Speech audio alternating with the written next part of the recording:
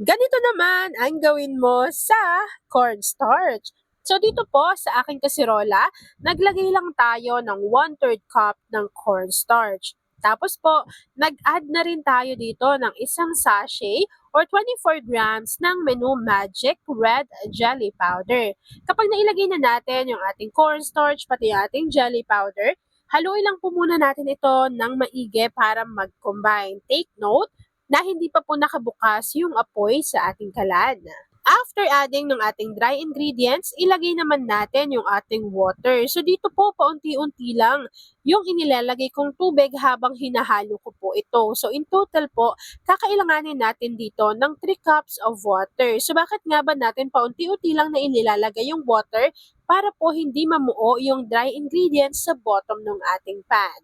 After mixing, naglagay na rin tayo dito ng 1 cup ng evaporated milk, 1 cup ng condensed milk, at maglagay na rin tayo dito ng half teaspoon ng vanilla essence.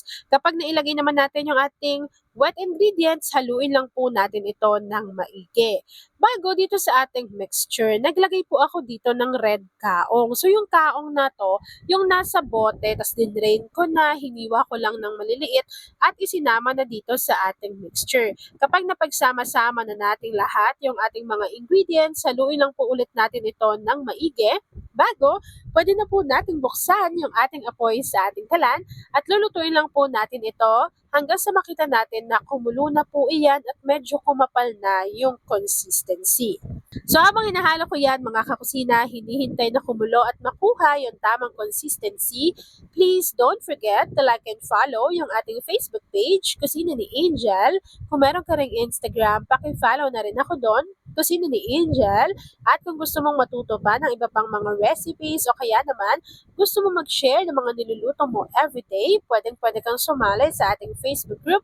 Andyan lang po yan sa ating Facebook page. By the way, kung isa ka din pala sa dessert lover, pakishare naman ng ating video at mag-comment ka sa ating comment box section kung taga saan ka nanonood at mag-comment ka na rin dyan ng Hi, Ate Angel! Eto, hindi talaga to binigay sa akin. Binili ko to sa sarili kong pera. Pero, gustong gusto ko lagi itong sinishare sa inyo. Kasi, kapag naubusan ako ng gas, talagang dito yung takbuhan ko. Yung mga 11 kilos ko na gas. Ito talaga, kunwari walang kuryente, di ba? Kung induction cooker yung ginagamit mo. So, ito, pack na pack to. Tapos, isa lang yung gas niyan. Marami ka nang maluluto. And safe na safe din po si Gaslight. Kung ayaw ng white, napakaraming kulay na pagpipilian dyan. So, ako pangatlong kulay na to kasi yung dalawa, yung isa nandun sa isang kwarto. Tapos ito yung lagi kong ginagamit sa mga recipe video natin lately. So, ito parang mag-iisang taon na rin to sa akin. Pero sobrang tagal ko nang gumagamit ng Gaslight. So kung gusto nyo rin yan, ilalagay ko yan dyan sa basket o kaya sa ating comment box section para makapagbili na kayo nito na talaga namang matutuwa kayo kasi magagamit nyo po iyan. At ayan na nga mga kakusina, kapag kumukulo na po yung ating mixture at nakita nyo na medyo kumakapal na yung consistency ng ating mixture, i-off nyo na yung apoy sa inyong kalan at agad-agad nyo po itong isalin sa inyong mga lagayan. So ako po gumamit ako dito ng tig 750 ml na microwavable tub. Hindi ko na siya inapaw.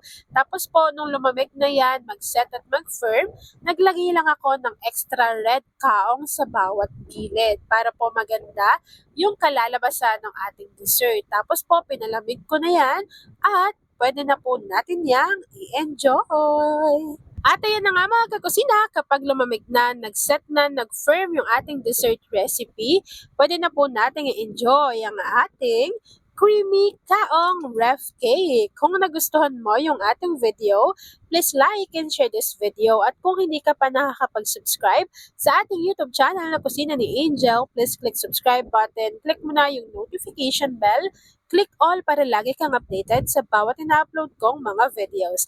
Yun lang mga kakusina. Thanks for watching and enjoy this video.